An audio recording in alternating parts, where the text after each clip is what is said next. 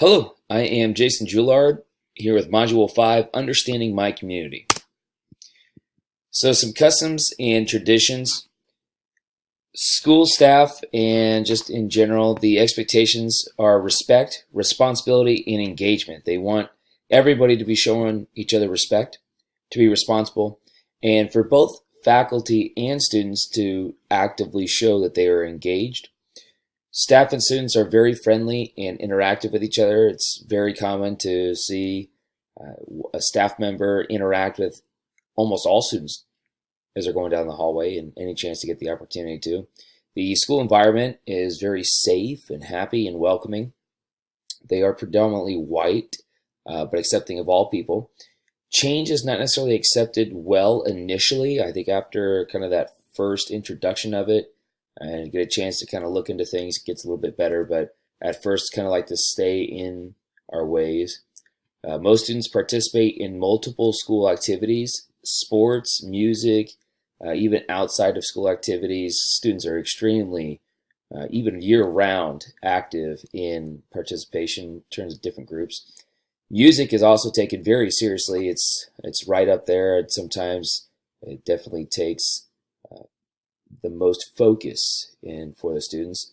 And then also religion and FCA is also highly regarded within the community and within the school. The school does have an FCA that they meet each week, and it's a pretty big deal. Population of the characteristics. So staff and education level, most do have their master's degree or are in the process of attaining certification. Just because there are very low number of turnover in the school, and they like to keep it that way, do like to keep their staff. Most faculty members are in their 30s or above the 30s, and with just a few of us are under 30. The school is located in Lindsborg, Kansas, which has a population of 3,288, and it is 91% white. 36% of students have free or reduced lunch. The elementary has 328 students, high school 288, and middle school 266. One issue that has a direct effect on the school is they struggle with housing numbers and population. There just doesn't seem to be enough houses for the amount of people that want to live in Lindsborg, which is good and bad. Communication channels, the way that the school and the community communicate or push out information, for sure within the school website, and they do a very good job using social media with Twitter and Facebook. Mostly English speakers, and it's kind of very rare to get a non-English speaker. So I haven't had really any situation where we've had to have a translator. We also use Remind, and we have an automatic phone call operation. So if we were to call or cancel school, you do get a phone call where they push that information out to you. And then Lindsborg members get most of their info from a town paper. And then I just recently realized that most of the talk goes around the Facebook group, which is Lindsborg Now. That's where a lot of hot topics are posted, and people, I just saw the other day, there must have been a loud sound in the community, and somebody posted immediately, and then maybe about 5 minutes in, there were already 9 comments. So most of the information shared in Lindsborg Now. Community groups, definitely the Booster Club and 4-H. We have had issues with hate groups, and there's kind of been a moment of they express their dislike or desire to keep Lindsborg a certain way, which does have a direct effect of type of people that are in Lindsborg. They kind of made it a very elaborate point that they want Lindsborg a certain way. Also have many opportunities for kids, such as the MAYB groups, basketball. Quite a few students play in that. There's also a disc golf course club within the community, and then the school board, of course. The community is extremely involved, invested, and supportive. They want what's best for not only the community, but the school as well. And they'll jump on board as long as you give them a good show. Leadership includes church leaders, the superintendent, school board, Stuco within the school, and I think this is a really cool group of students that take that leadership role, that it's not meant for everyone. What we call our longtime townies, people who have made it a home in Lindsborg and couldn't see outside of Lindsborg. They're definitely people that never plan on leaving, and perhaps maybe stuck in their ways in a certain manner, but definitely have good intentions. And then parents and Bethany College faculty. Bethany College is the only college in Lindsborg, and their faculty, of course, have a big role in the community as well. No community characteristics. So they're very progressive in terms of improvements in investing. They do want to invest the money in a good fashion, and they do want improvements. It's more so of how it represents the community and the school. They also understand the business aspect, so it's they do crunch numbers, and they understand that it's not just money doesn't just come easy. So they're very good in terms of business. They also have a very high standard.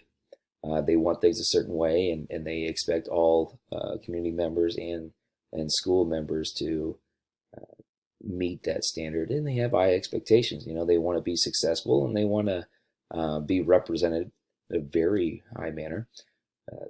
But however, again, they are very supportive.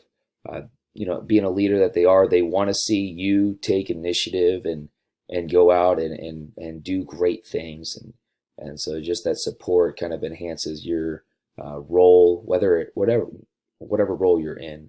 It does help.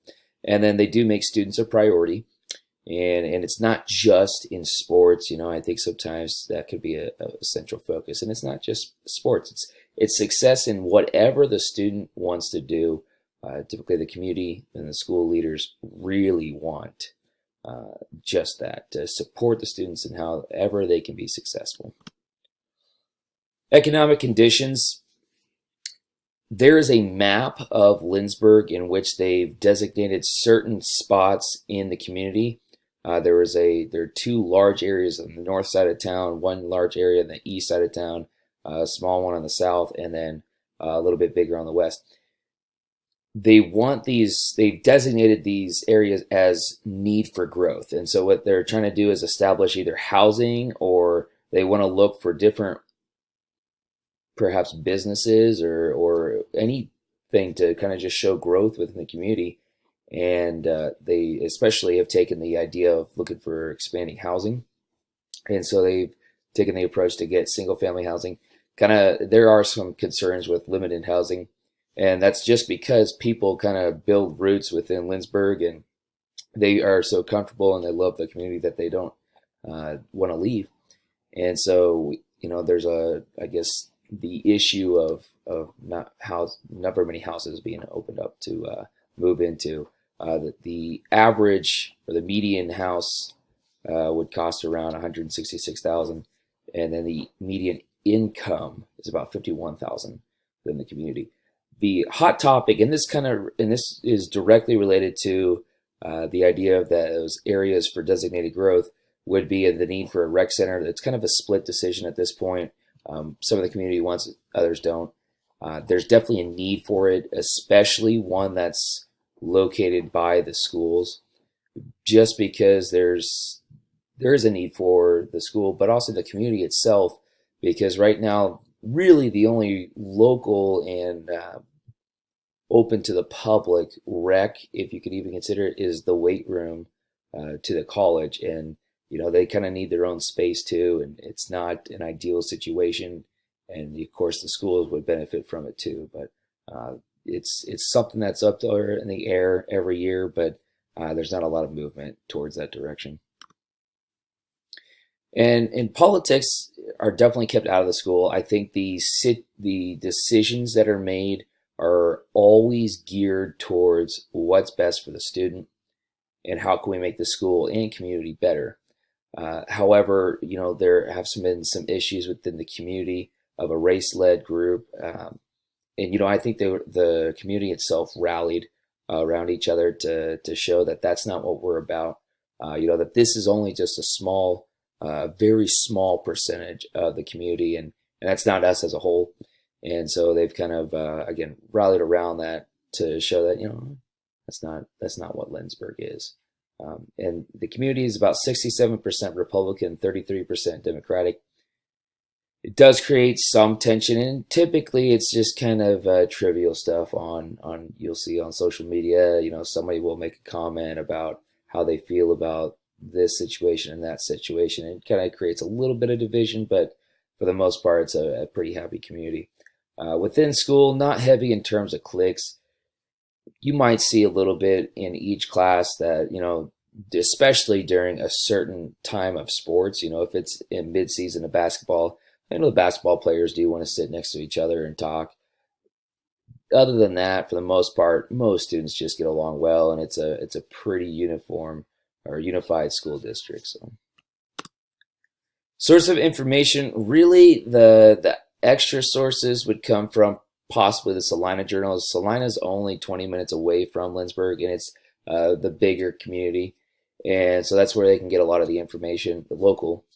And they also have the school website, of course, where they have information from all three schools. And then community website, which is lynchburgcity.org, and that's where you can get information about the city itself and any community information. Power structures, it definitely appears that the school board and superintendent work well together and that they're on the same page. The school board views the superintendent as a great leader and will support him in the decisions that, and I guess the vision that he has. They do push for the betterment of students, and they're on the same page with that. And so as long as they're always focused on that, they have no problem getting things done. And the staff and community are respected and listened to, but do not have ultimate power. And I think this is an important aspect to the school district, because you do want the staff and community, and especially as a member of both, you want to be heard, but at the same time, you can't have an imbalance of power in one that outsiders or just people that aren't spending every day within the school, they shouldn't have a pretty high amount of power. So I think there's a good balance for sure of listening to what the community wants, hearing it, and going through and following it, and trying to achieve a good amount of giving them what they want. And then public opinion. Overall, the school is highly regarded in the public. In Lynchburg does everything they can to help support. I know the basketball and football crowds are very good. It's not just the parents that show up for the games. It's the community will rally around the school, and the students take a lot of pride in the school. They feel safe and respected. I hear it every day that we feel pretty good here, and we like the school. And the reviews that you might read online, for the most part, are pretty positive.